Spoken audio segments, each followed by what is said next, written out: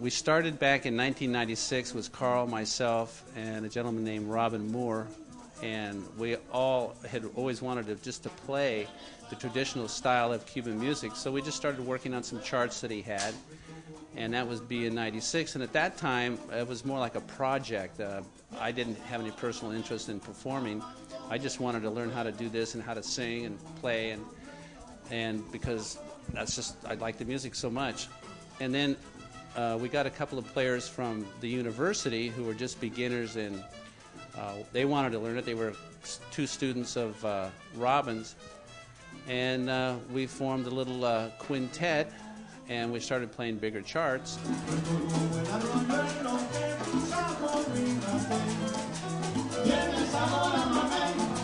It's a work that we love. There's a lot of things that go on, the inner workings of the band, because we have 9 members of the band. It's very hard to get together to rehearse. We all have other things that we're doing. But we're determined, and since now we're starting our studio CD, it gives us a little more energy and a little more focus. So the other reasons that we're successful is that Cuban music in the son in particular covers all ages. It could be grandparents, grandkids, sons and daughters. The first concert I ever went to, a salsa concert in L.A. quite a few years ago, I was just amazed by the whole spectrum of the generations that were enjoying the music.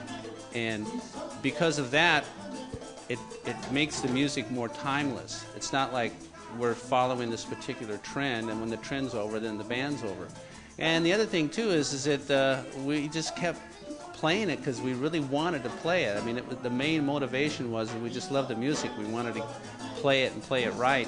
Once we got to that point where enough people were familiar with what we were doing, and the dancers started coming.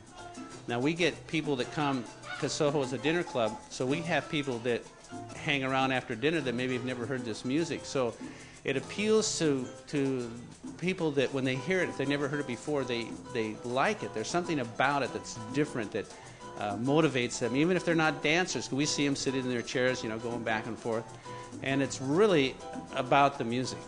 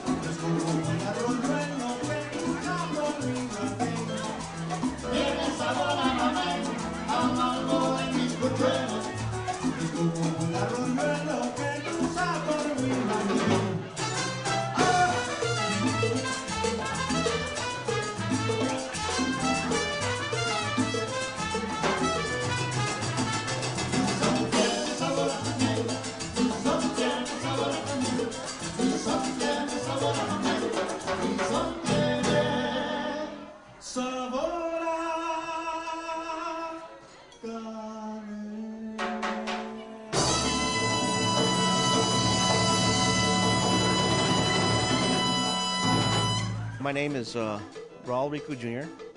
or Raul Rico Jr., whichever you may prefer. I'm the timbalero, timbale player, bailero.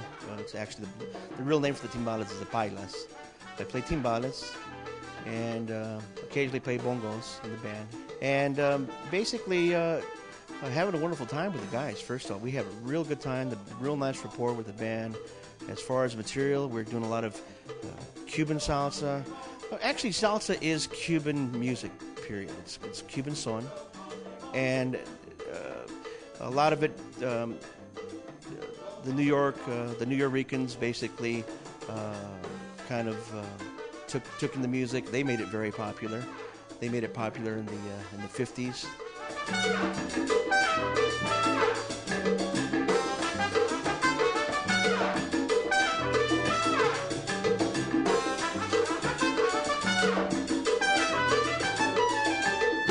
Son is either rhythm or a dance or a genre of the music. And you can put it just like jazz.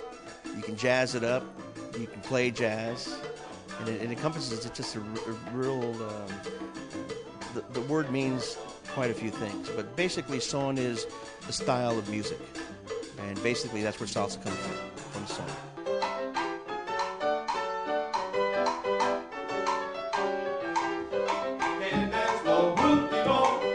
My parents used to dance. That's the reason why I'm into the music, because my parents had all these records of people like Tito Puente, Machito, Rene Toussaint, who just passed away recently. Of course, Puente within the last couple of years, but to me, Latin music has always been the partners dancing. But it has been popular, but it's always been popular. As far maybe not out here, but I know in New York it went through a renaissance. With the New Yorkers, the Puerto Ricans. So in essence, like this Buena Vista Social Club phenomenon, basically they did the same thing 40 years ago. So it's not really new. It's been presented to a new generation, but it's the same thing. I mean, it goes through cycle, just like say jazz music does the same sort of thing. You get these little cycles, and it's great because audiences, new generations, get to be exposed to music that their parents or their grandparents are listening to.